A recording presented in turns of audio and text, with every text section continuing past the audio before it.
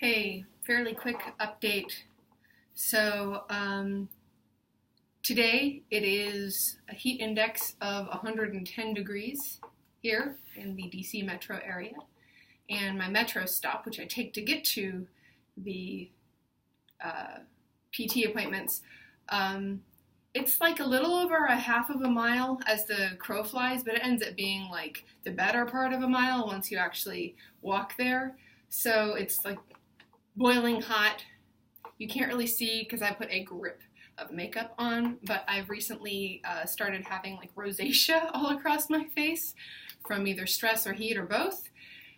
So I'm like soggy by the time I get to the metro station.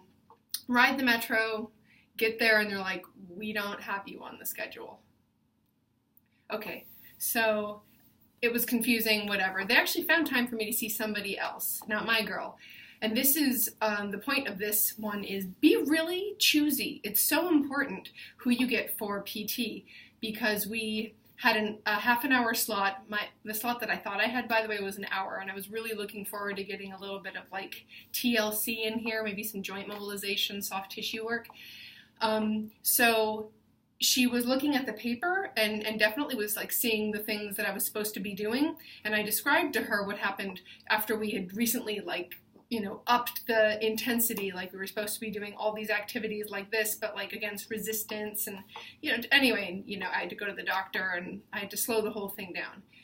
Anyway, long story short, I was there in her care for 27 minutes exactly.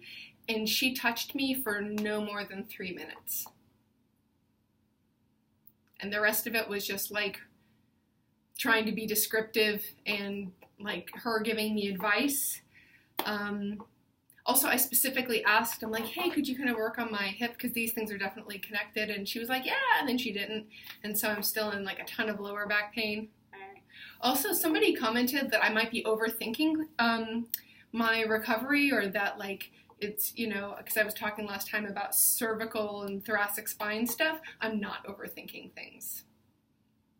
I've been like basically gaslighted by medicine for my whole life, and I am not describing even 1/10 of the feelings that are going on in my body. Like right now, I am like a transformer station that has been struck by lightning. I got pins and needles and shooting pains and throbs and stabs, and I know that most of those are just kind of either normal or symptoms of like nerves waking up, and that's promising and fantastic, and all of it seems kind of like within the realm of things that should happen.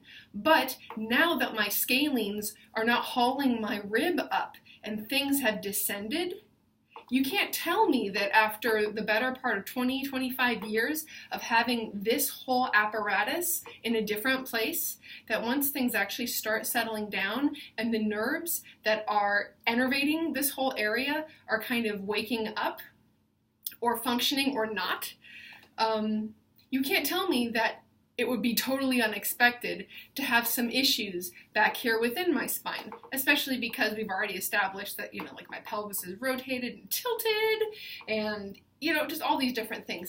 Anyway, I know you're trying to make me feel better, but telling me I'm overthinking things, I will object strongly to.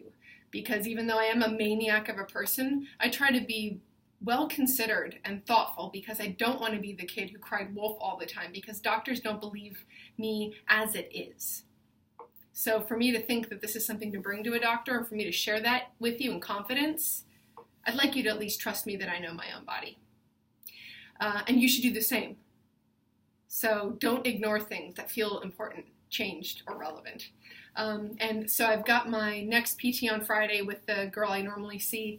And also I am working up a document to share with the folks at Hopkins, just because I do think it's really strange that after this surgery, which is expensive and highly specialized and dangerous, that afterward I said, hey, is there anybody in the DC metro area that you'd recommend for me to do my physical therapy with? And they're like, no.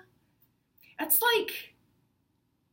like working really hard to get your kid like into college and then like not paying the tuition. Like all of this work, and then this like final phase requires expertise and and like a sense of things, and preferably years of experience. And you can see, like, from provider to provider, some people just want to talk.